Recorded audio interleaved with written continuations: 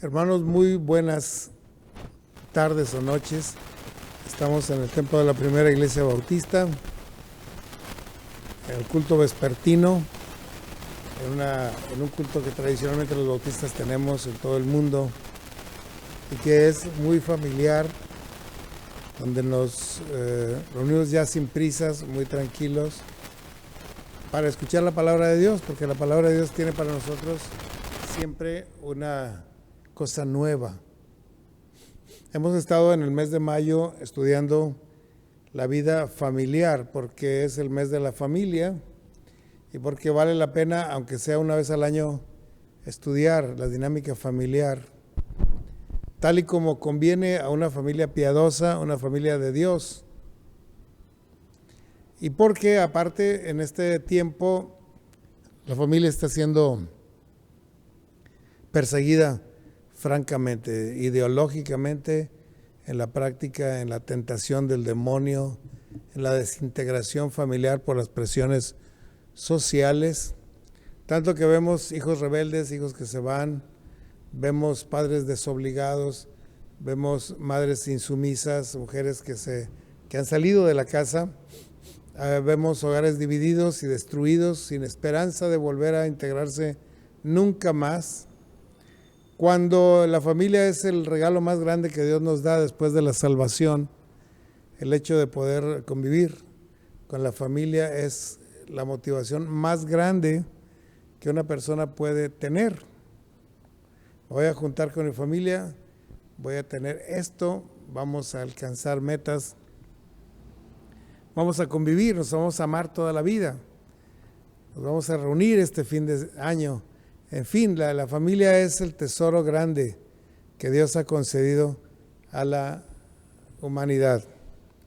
Por eso, antes que las iglesias, antes que las compañías, antes que los gobiernos, Dios fundó a la familia como la base de la sociedad, como el lugar donde la persona se entrena para llegar a ser alguien en la vida, el lugar donde se desarrolla el carácter de la persona, el lugar donde se atesoran todos los logros de la familia y se establecen las metas, el lugar donde se traza el rumbo de la vida, el lugar donde se establece cuál es la meta y la diana por alcanzar.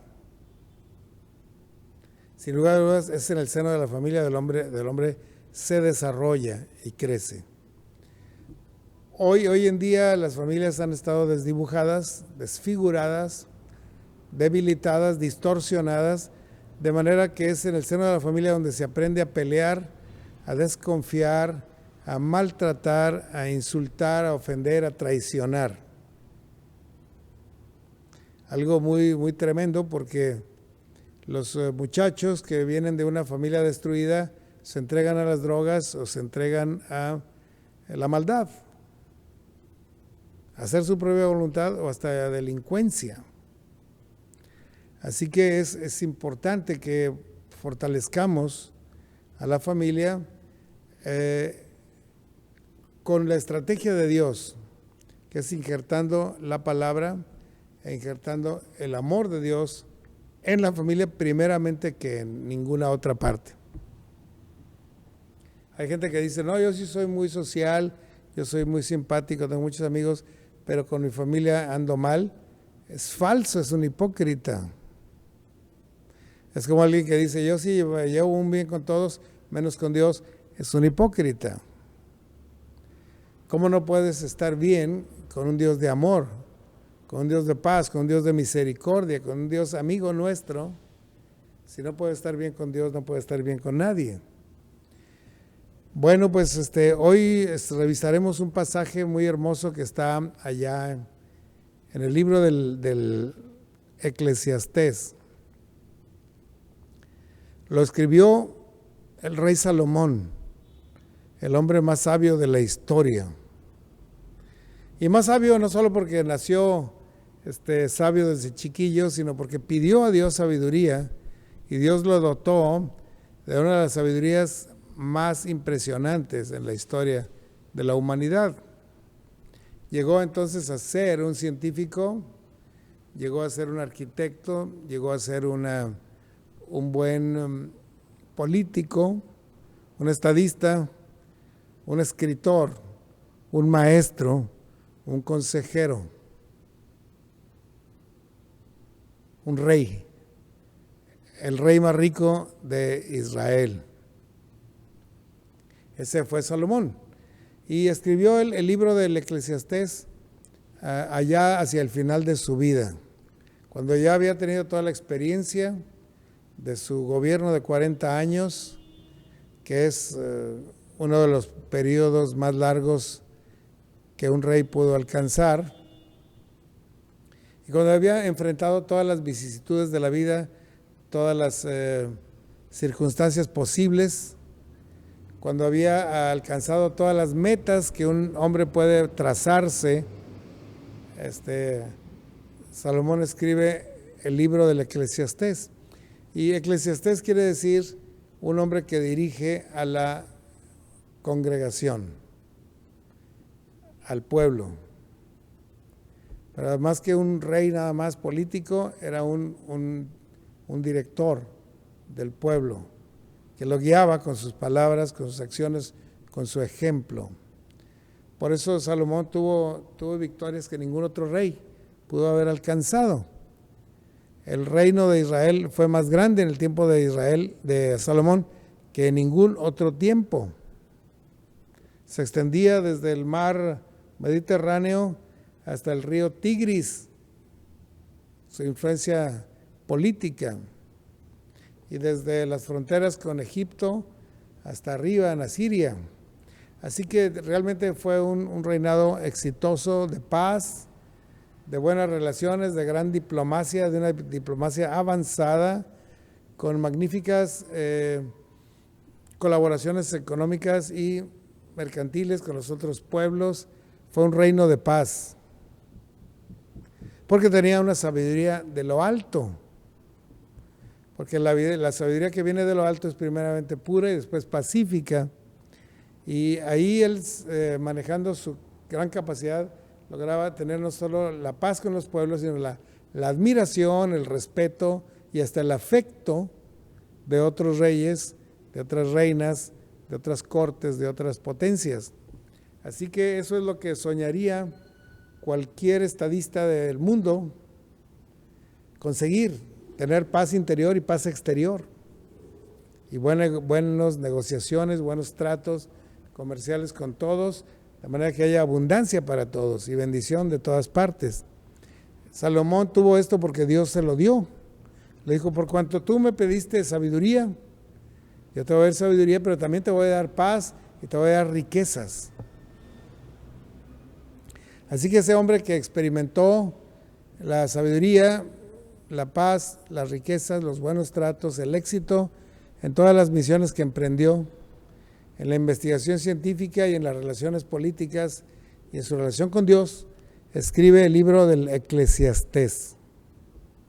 ¿Será importante lo que escribió? Claro que sí.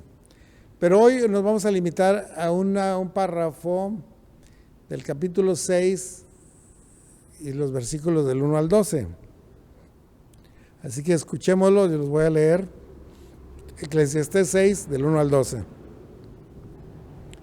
Hay un mal que he visto debajo del cielo y muy común entre los hombres: el del hombre a quien Dios dio riquezas, bienes y honra, y nada le falta de todo lo que su alma desea.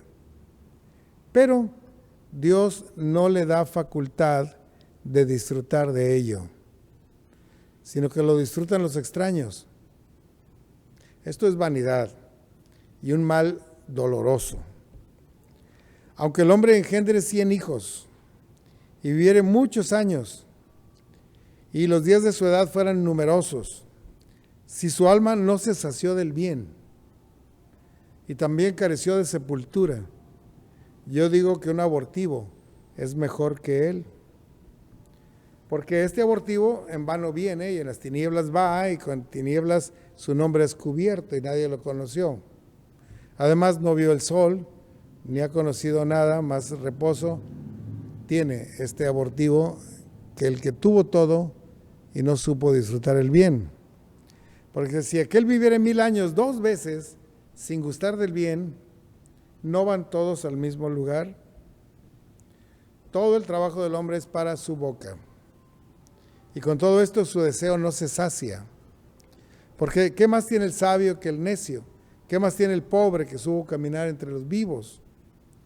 Más vale vista de ojos que deseo que pasa. Y también esto es vanidad y aflicción de espíritu. Respecto de lo que es, ya ha mucho que tiene nombre y se sabe que es hombre y que no puede contender con aquel que es más poderoso que él. Ciertamente las muchas palabras multiplican la vanidad. ¿Qué más tiene el hombre? Porque quién sabe cuál es el bien del hombre en la vida, todos los días de la vida de su vanidad, los cuales él pasa como sombra. Porque ¿quién enseñará al hombre qué será después de él debajo del sol? Es una palabra muy extraña, ¿verdad? Da la impresión de que el libro del Eclesiastés es un libro que escribió alguien amargado que pasó la vida y no la disfrutó y se frustró y se decepcionó de todo lo que vio. Así da la impresión, porque la palabra que más se repite o la frase que más se repite en el libro de Eclesiastés es vanidad de vanidades. Dijo el predicador, todo es vanidad. Y si vemos la traducción en inglés, dice que también es algo que queda, que se lleva el viento. Lo que el hombre puede hacer durante su vida, lo que el hombre puede tener durante su vida, es como una escoria que se lleva el viento y se desaparece. Todo es vanidad. Y estamos hablando de la familia en este mes. Y la familia tiene un propósito principal, que es el ser felices juntos, y que es el ayudarse unos a otros, apoyarse, educarse, criarse juntos unos a otros. Eso es el propósito de la familia. Y vemos hoy que muchas veces el hombre consigue metas, consigue dinero, consigue cosas, consigue casas, tiene muchos hijos, tiene muchas amistades, pero no tiene capacidad para disfrutar el bien que ha recibido. Y eso es un mal espiritual, porque la felicidad y la capacidad para disfrutar lo que tenemos y para gozarnos con lo que tenemos, esa capacidad la da Dios a sus amados. Así que un hombre puede tener muchas cosas y ser un absoluto infeliz. Puede haber ganado todas las batallas y ser un gran perdedor. Puede haber almacenado riquezas y fortunas y otros las van a disfrutar y él no. Y decimos, pues eso es injusto. Pues sí, es injusto porque se alejaron de Dios. La persona que nos hace realmente felices es el Señor Dios. Cuando nos hace capaces de disfrutar lo poco que tenemos para darnos felicidad. Porque el Señor nos da a todos lo suficiente para ser felices.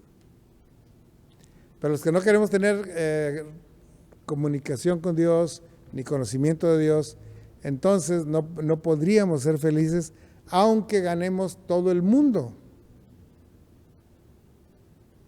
Dice una escritura, ¿qué bien tiene el hombre si ganare todo el mundo y perdiere su alma?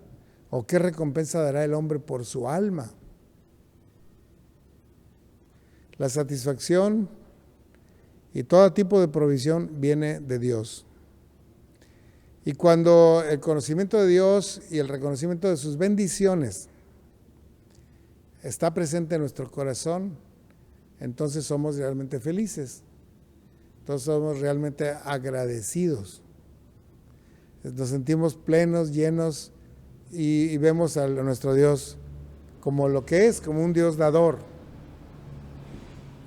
Pero dice el predicador en este pasaje, un mal muy doloroso y muy común en el mundo, que un hombre tenga muchas posesiones y no pueda disfrutarlas.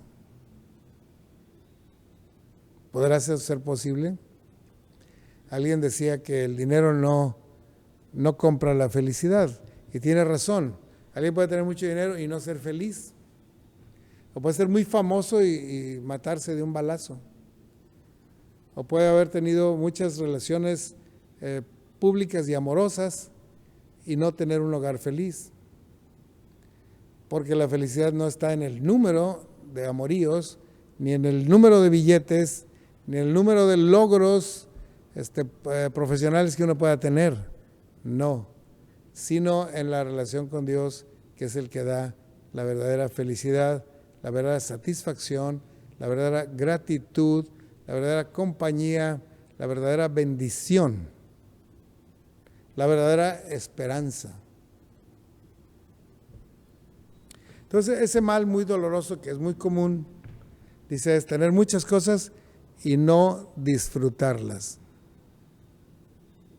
Como aquella mujer que dice, cuando abre su ropero o su closet, dice, caramba, tengo el closet lleno de nada que ponerme. Pues tiene muchos vestidos, pero no le dan felicidad ninguno de estos vestidos. Piensa que el próximo que compre la hará absolutamente feliz. Y lo compra y lo cuelga ahí y no lo vuelve a usar, porque no era un vestido más lo que haría feliz a esa mujer. O un hombre que quiere otro logro, quiere alcanzar otro negocio, quiere alcanzar más dinero en el banco. Y si yo tuviera $1 millón sería bien feliz. Pero el dinero no compra la felicidad. Decía alguien, sí, pero ¿cómo ayuda? Pues no, ni siquiera ayuda. Mientras más dinero tienes, más responsable eres, más te preocupa. Al rico no lo deja dormir la abundancia y anda cuidando de que no se le pierda, que le dé más dividendos. Y si en un año tuvo unos dividendos nada más del 5%, lamenta mucho tener 5% más, hubiera querido tener un 35% más. ¿Por qué ese afán de tener más y más? Porque hay insatisfacción intrínseca, porque hay enfermedad espiritual, porque no hay comunión con Dios. Teniendo comunión con Dios, lo que tengamos es más que suficiente, ¿no?, para ser felices. Un mal muy doloroso y muy común entre los hombres es afanarnos intensamente para que finalmente otros lleven el beneficio u otros realmente lo disfruten. Y tú no. Y no necesariamente te lo robaron, o no necesariamente lo heredaron cuando te moriste, sino que tú te esforzaste por hacer un bien, otros se gozan en ese bien, pero tú estás amargado, o tú estás insatisfecho. Y otra gente que pasa por enfrente, nada más de verlo, se siente feliz, porque tiene un buen trato con Dios. Y sabe que todas las cosas que están en el mundo pertenecen al Señor y por lo tanto nos pertenecen a nosotros también. También. El mundo es de mi Dios y yo soy heredero de Dios, entonces todo esto nos pertenece. Y no tengo que comprarlo, ni luchar, ni pelear por él, ni enojarme con mi primo porque no quiere ganar. Nada. Todas las cosas que Dios da son una herencia magnífica. ¿Por qué se enferma la persona de avaricia, de insatisfacción, de frustración y de decepción? ¿Por qué? ¿Es un mal espiritual? Sí, es un mal espiritual. ¿Por qué? Pues porque no quiso tener conocimiento a Dios. Bien. Pero hay una explicación un poco más terrenal. Dice el pasaje. Cuando a alguien no le atrae el bien y la misericordia. Entonces tú luchas por tener y por alcanzar y vas consiguiendo más logros, más riquezas, más cosas, pero no te atrae el bien y la misericordia, entonces vas a ser infeliz. Y muchas veces usamos la palabra infeliz para insultar a alguien. Eres un infeliz, ¿verdad? Pero infeliz es aquel que no puede disfrutar las cosas que ha alcanzado. incluso las cosas que Dios le ha dado, porque toda buena dádiva y todo don perfecto proviene de lo alto, pero a Él no le gusta el bien y la misericordia. Bueno, pero le gustarán otras cosas. Pues sí, le gustan cosas que le hacen mal.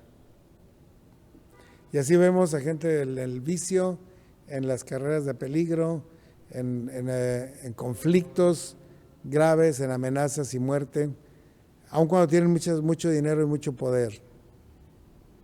Pasa con el crimen organizado, pasa con políticos corruptos, pasa con gente que quiere manipular a la humanidad con su dinero, pero no quieren saber nada del bien y la misericordia y no quieren saber nada de Dios. Allí hay infelicidad, allí hay frustración, allí hay tristeza permanente. Por eso dice el predicador, vanidad de vanidades, todo es vanidad. Y así van los capítulos transcurriendo de Salomón, diciendo, caramba, todo es vano, pues ¿para qué me esfuerzo?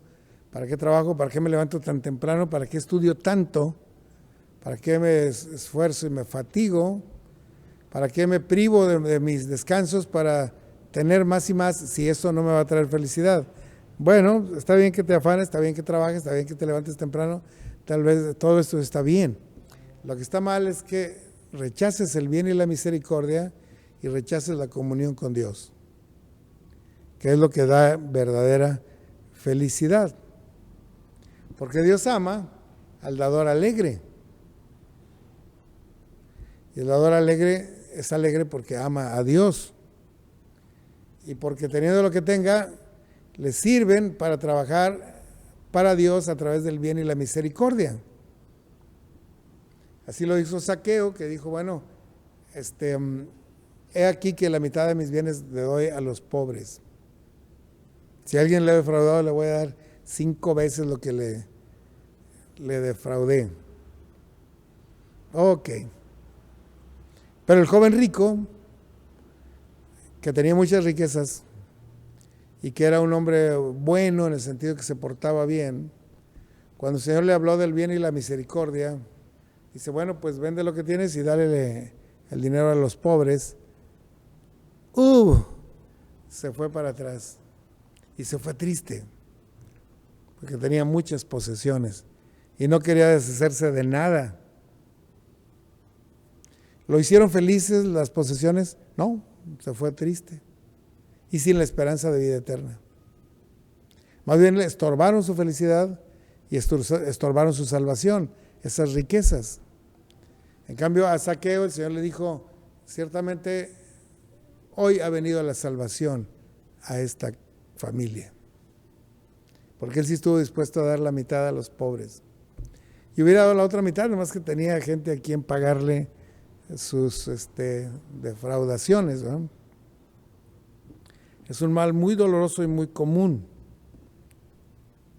Ahora, la gente está en el mundo luchando cada día, esforzándose bastante, haciendo campaña política por llegar a un puesto, buscando subir escalones y uno ve a la gente del mundo que tiene éxitos, que tiene buenas posiciones, buenos sueldos, mucho dinero, muchas casas hermosas y cosas así. Pero son cosas que no les saciarán nunca. Son espejismos. Si yo quiero tener Cancún, yo quiero La Paz, yo quiero así, yo quiero... Pues sí, pero cuando las tiene no estará más feliz. Son un espejismo nada más. Y nosotros a nuestro nivel pues no andamos buscando puestos políticos ni grandes negocios en el mundo, pero si lo que estamos buscando es para nuestro propio bien egoísta, tengan por seguro de que no vamos a ser felices. Vamos a estar defraudados, decepcionados de la vida, porque no lo hicimos para bien, no usamos eso para el bien y la misericordia. La gente es luchadora y en el norte del país, en Monterrey, pues sobre todo, hay mucha gente industriosa, trabajadora, que se afana y se esfuerza, es gente luchista. Pero repito, La lucha es por las cosas que no sacian, dice la Biblia. Y porque buscan la felicidad en lugares equivocados. Y dice el predicador, ¿qué más tiene el sabio que el necio? O el hombre culto al hombre ignorante, o el hombre rico al hombre pobre.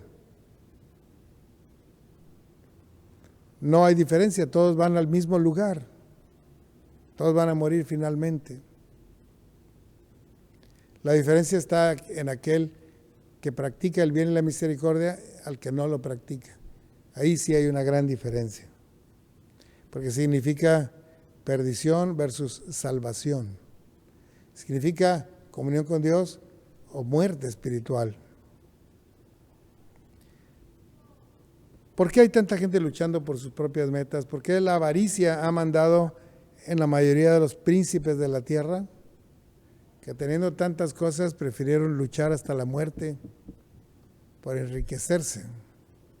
Y finalmente mueren de manera vergonzosa o triste. Su esfuerzo, su vida, su trabajo fue en vano. Y eso Salomón quiere decírselo al pueblo de Dios. No caigan en eso. No se esfuercen por ser ricos, sean prudentes, desistan. Porque la vida del hombre no consiste en la abundancia de los bienes que posee, sino en una buena relación con Dios y una buena relación con sus prójimos. Y buena relación quiere decir tenerles amor, tenerles paciencia, sí, tenerles perdón, quiere decir también tenerles misericordia y compasión cuando tienen necesidad. Estas son buenas relaciones que Dios premia con una felicidad absoluta y con un galardón y una recompensa eternas. Porque mucha gente hace dinero y se muere y no se lleva nada, dice el dicho popular. Al morir no te vas a llevar nada. Y sí te vas a llevar las cosas buenas que hiciste por otras personas. Porque el Señor galardonará eso. Así que es muy importante saber en quién hemos creído y cómo es el Dios en quien hemos creído y qué es lo que nos manda hacer ese Dios y cómo Él es galardonador de los que le buscamos. La avaricia ha mandado en la mayoría de los príncipes de la tierra, pero sabe más el hombre pobre que sabe caminar entre los vivos y no muere de hambre, va consiguiendo lo necesario cada día y más si depende de Dios. Dios es entonces el que da la verdadera satisfacción y por lo tanto, hermanos, la verdadera herencia familiar que nosotros podemos dar a nuestros hijos es sembrar en ellos la confianza en Dios, la satisfacción en Dios, nuestro deleite en la comunión con Dios y la obediencia a su mandato. El mandato es que amemos a nuestros prójimos como nosotros mismos. Dios nos hace conocer el destino eterno, ¿sabe a dónde vamos? Incluso más allá de la muerte. Y eso no es vanidad, eso es verdadera riqueza. Nos hace saber cuál es el verdadero bien, no el bien que ganamos, sino el bien que damos. Ese es el verdadero bien. Mientras solo recibimos, no hemos estado haciendo el bien, no estamos recibiendo bienes. Y ahí se están juntando hasta que ya no hayamos dónde ponerlos. Pero cuando entendemos que el verdadero bien es el que podemos repartir a otros, entonces estamos teniendo una buena herencia sobre nuestros hijos. No se trata de dilapidar tus riquezas como el hijo pródigo, se trata de ayudar al que lo necesita, con misericordia y bondad. Dios es el que da el poder para disfrutar las cosas. De tal manera que llegas a tu casa después de haber ayudado a mucha gente y estás satisfecho. Yo viví muchos años trabajando en un hospital de noche, ¿no? Y trabajar de noche es un sacrificio continuo. Estamos despiertos hasta la madrugada y hasta la mañana siguiente. Y muy seguido yo tenía 5 guardias por semana. Así que 5 noches no dormía y 2 sí dormía en casa. Y era fatigoso, era estresante, llegaban gente muy grave, llegaba gente muy exigente, llegaban jefes muy injustos y nos hacían más pesado la jornada de trabajo de noche. Pero en general todos los compañeros de trabajo de noche lo hacíamos para bien de los enfermos y hasta de los familiares que estaban angustiados. Vamos a hablar con ellos, vamos a darles una esperanza, vamos a atender a este enfermo que está grave, nos vamos a quedar aquí hasta que cese el sangrado, vamos a estar ahí. Y ese tipo de sacrificio por el bien de otros hacía que al amanecer estábamos cansados pero felices. Cansados pero felices de haber ayudado a mucha gente toda esa noche. Valió la pena, decíamos. O no lo decíamos, pero así lo sentíamos. Y más cuando uno depende de Dios y sabemos que Dios nos dio esa noche de lucidez para ayudar a mucha gente. Eso es bendición. Eso es verdadera felicidad. Como padres de familia que estemos criando a nuestros hijos, debemos enseñarles a ser generosos, a ayudar a los necesitados, a preocuparnos por otros, porque ese es el verdadero bien. Eso no es vanidad de vanidades. Eso tiene recompensa aquí en la tierra y tiene recompensa en el cielo. El Señor va a decir: ven, benditos de mi Padre, vengan, entren al reino preparado para ustedes desde antes de la fundación del mundo, porque cuando tuve hambre me diste de comer y tuve sed, me diste de beber, estuve desnudo, me cubriste.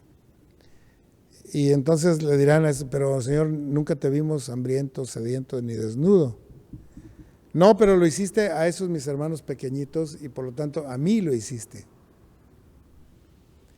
Entren en el gozo de su Señor.